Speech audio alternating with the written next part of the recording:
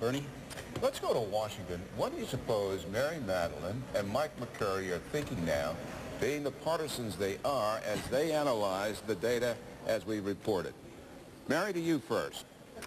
Well, I want to reiterate the competition in Florida and Pennsylvania isn't over, but as the Bush campaign looks west of the states that you've been looking at, there is a way to add 33 states up to the 270 plus. And as they went to bed, as you will, and as our exit polls seem to be suggesting, even though we're not talking about them, Bush is leading in all those states. Yes, it's threading the needle, as we say, but they see their way there and, again, are not giving up on Pennsylvania and Florida. Michael. You know, if you talk to the Gore campaign folks, they say the news tonight are the news. New Mexico, New Hampshire, two states that they really went out and tried to win as if it was a New Hampshire primary contest. They've thrown everything at those two states. I was not surprised to hear John King report a little bit earlier that even the president has been doing turnout calls out west. They've got a very massive mobilization effort underway right now that they think will bring it home for the vice president by the time that the evening is over. One other thought, we haven't talked about this tonight too. The closeness of this race is not generating any kind of mandate at the congressional level in either the Senate or the House for either one of the two presidential candidates.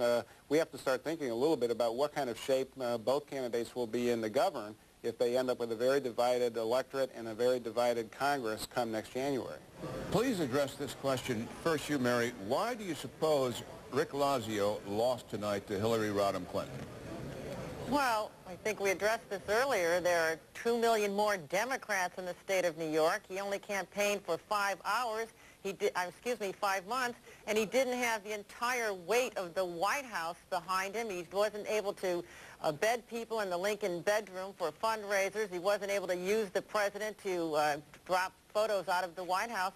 He was at a serious disadvantage up against a formidable foe who had all of this at her back, all of these advantages of the incumbency of the White House. Mary missed one very important fact. Hillary Clinton worked her heart out. She went all over that state, even upstate New York, where sometimes Democrats are not greeted warmly. She went and really did convince the people of New York that she wanted to be their senator, and that message sent her to the Senate tonight. Bernie, let me make a point about this. Hillary Clinton went state shopping for a Senate seat. She has grown up in Illinois. She lived in Arkansas.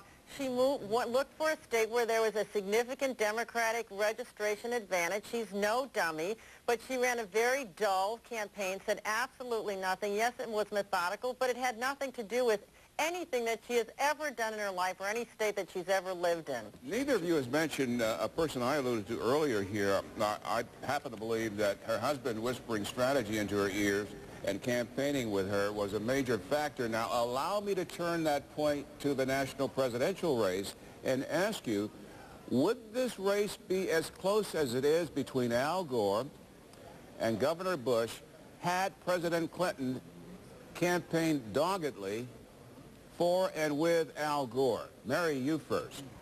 Well, if Al Gore loses, then that's a distinct possibility if people continue to vote just because states are being called. The West still has to get out there and vote. Of course, it's what the Democrats will charge, but our own polls here at CNN said that 40% would be less likely to vote for the vice president if Bill Clinton was out there. I'll say again, he had to become his own man or campaign as his own man, as it were, but Bill Clinton was a drag on him with those very voters that he needed at the end, and I think he made one of the few right decisions of that otherwise badly run campaign.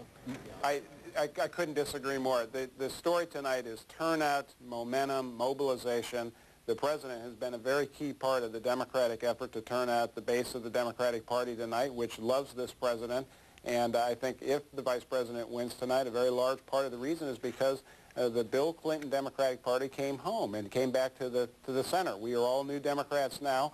That is the legacy that the president gave to the vice president, and that's probably why the vice president will win. Excuse me, minority voters in urban centers and the union vote are not new Democrats, and God forbid that Al Gore does get elected. It'll be impossible for him to govern with this old liberal Democrat coalition. They are not even of this century. Those will be the groups that are responsible for why he's ahead in some of these states now and how he's going to appeal to them and still govern for the rest of the nation in some semblance of a new Democratic posture is impossible to fathom. As referee, I'm going to step in here and say, go to your corners for a moment.